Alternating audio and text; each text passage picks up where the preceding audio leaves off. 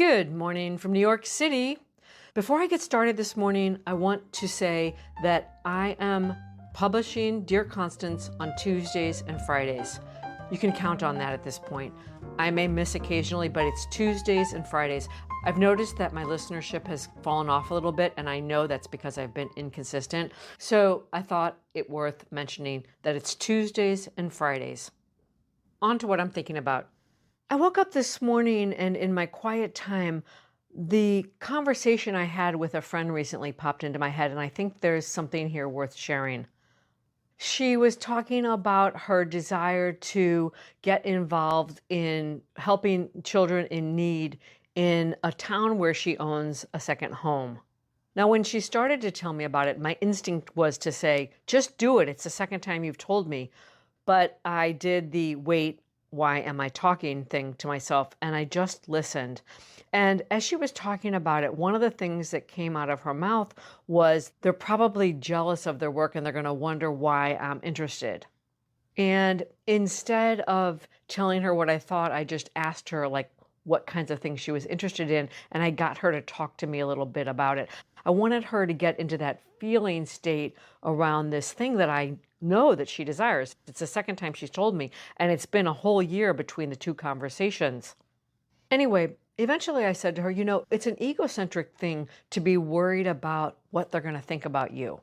And I knew that caught her off guard. And she's like, what do you mean it's egocentric? Because in her mind, she wants to be philanthropic. That's something I learned when I was all up in my head about a project I was working on some years ago. The person who I was looking to for guidance said that to me. And at the time, it didn't make sense to me either. And the way they explained it was this.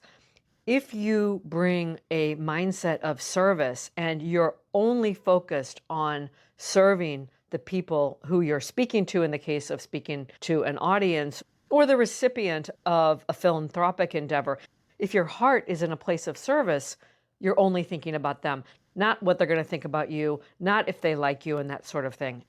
So anyway, we had a nice conversation, but I woke up thinking about it this morning, and I said, I really want to get my point across to her. And I wrote her a WhatsApp message. I love my WhatsApp. And the main points I told her were this. She can't control other people's reaction. What she can control is her language and the spirit in which she approaches these people. The people that are doing the most important and the best philanthropic work, the good work, they love when you show interest. They love any chance to talk about what they do. And being seen, being acknowledged, and showing up with curiosity and interest in people's work is a gift. So anyway, I encouraged her to use curiosity as her operating system, and I gave her some language around it. But one of the points I want to make here is that when you have an idea, a recurring thought, this idea, this desire, you've got to get out of your head and into action. All it takes is one single message that says, I'm interested in learning more about X, or I'm interested in making a contribution around this area. I'm open to any thoughts and ideas you might have. Our job is simply to put it out into the world, to craft the message, and to take that step forward, and then to see what comes back. Another thing I want to mention here is I think when you're thinking about, for example, in this case, that people are going to be jealous or territorial about the work they're doing, that can either be a reflection of you and your own thinking, like maybe you're the one who's territorial and jealous of your things. That's one thing to think about. The other thing is that if that's what you're putting out in your thoughts, you're likely to attract that type of person. Whereas if you're operating from a place of interest and curiosity and wanting to listen, you're much more likely to attract the person or the project that is meant for you. My friend is a creativity machine. She is really brilliant. And I think she was getting a little bit ahead of herself. She was worried about how much commitment it would be. She was thinking about the ideas she had. And I said to her, your job is simply to show up, show curiosity, ask questions, and listen. You need to put it out there and simply trust that the person or the project that is aligned with the spirit of what you're bringing to this will show up. I truly believe that. That's been my experience.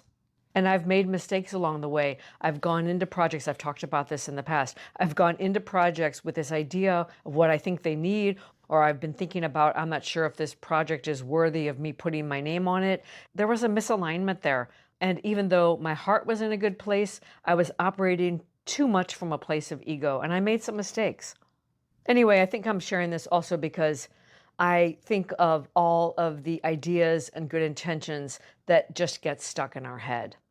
If you've been thinking about something or if you've thought about something more than once, it's a good idea to just craft your message and put it out there and see what comes back.